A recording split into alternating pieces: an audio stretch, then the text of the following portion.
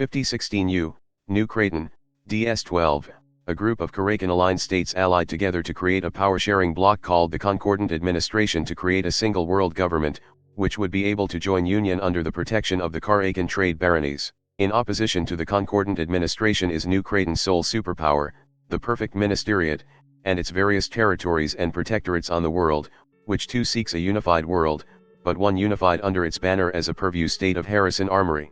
5019U, vanguard forces of the Concordant Administration mounted a surprise attack on key installations belonging to the Perfect Ministeriate and its satellite nations. The move drew sharp condemnation from Harrison Armory, which had personnel present in the territories that were attacked, and an immediate rebuke in the form of a series of surgical strikes on Concordant military targets.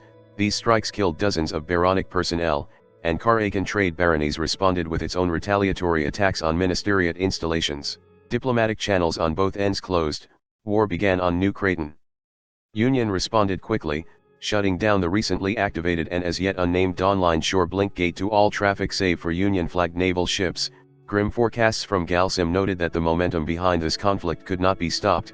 The war on New Creighton was bound to spiral out into the whole of the Dawnline shore unless Union immediately intervened. When tasked with predicting the outcome of war across the Dawnline shore, Galsim's choir of bicameral artificial intelligences, the Five Voices, responded with "Oh." This was an answer, of a sort. The variables were too complex to model, the outcomes too myriad.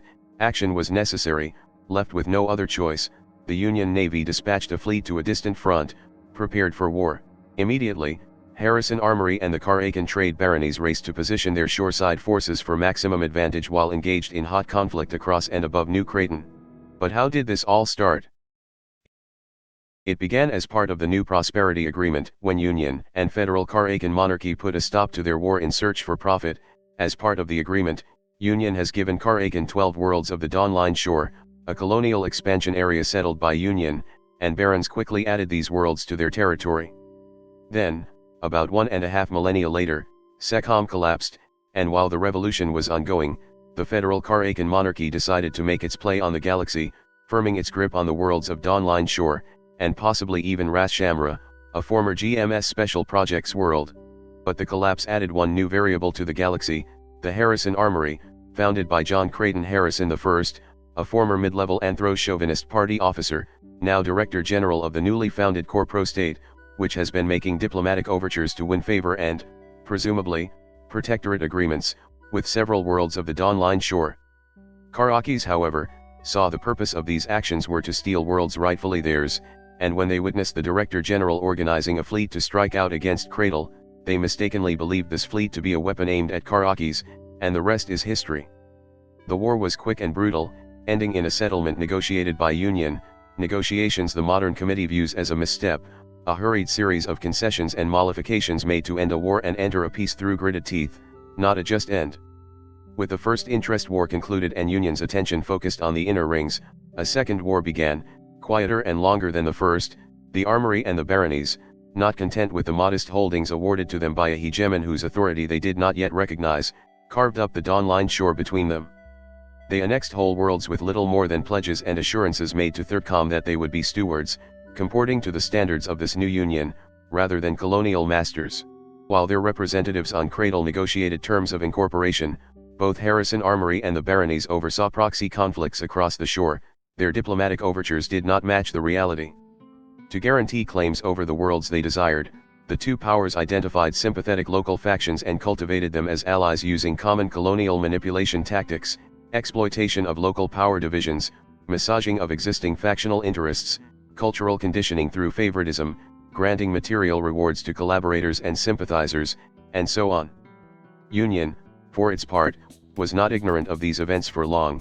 Reports from forward observation probes across the human-inhabited galaxy flowed into the Central Committee, proving what the core pro-pessimists among the revolutionaries feared. Across the galaxy, their utopian revolution had failed. Like a king tide raging inland and then receding, their revolution made a utopia only of the galactic core. The diaspora, the vast majority of humanity, was not yet liberated. Even worse, the core enjoyed the fruits of Union's labor and gave nothing back. This had to change. Motivated and clear-eyed, Thirdcom began the long attritional work of reconnecting the galaxy, building a new practice of liberation from the inside out. In the Dawnline shore, the Union Administrative Department, acting on orders from CENTCOM, embarked on a massive infrastructure and administrative integration plan, seeding the populated worlds of the shore with Union personnel. At first, this was limited to administrative attachés, auxiliary trainers, and various engineering and bureaucratic personnel, then later representatives of the Department of Justice and Human Rights, staff, and engineers from the Union Omni-Net Bureau, and so on. The tide, once recessed, was now creeping back in, the ocean would soon follow. However, the sudden explosion of hostilities in 5019 threatened everything that THIRDCOM has worked so long to repair. Turning from its ancestors in the Second Committee, THIRDCOM built a connected galaxy on the back of strict non-interventionist practices and the slow work of offering something better than what came before. Though its beginning was bloody, the ideologues of THIRDCOM prioritized stubborn adherence to a distanced approach to reconnection with the rest of the galaxy, assured that the utopian pillars would see worlds return to the fold when they were ready. It has been a long and imperfect process, but one that CENTCOM's leading parties believe has worked, and the Dawnline incident threatens to upend that largely peaceful work of integration by acceptance. Following a contentious narrow vote orchestrated by a coalition opposed to CENTCOM's core non-interventionist wing, the Union Navy was dispatched.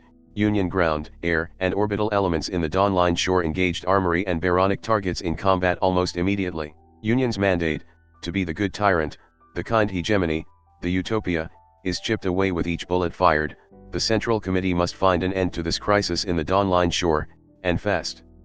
War, horrible though it is, may not be the worst outcome of this conflict. The year is now 5021 both the armory and the baronies have multiple fleets engaged in open combat across the sector as they maneuver to annex worlds they have long desired. In the shadow of their navies, local powers fight along multiple tangled lines of loyalty.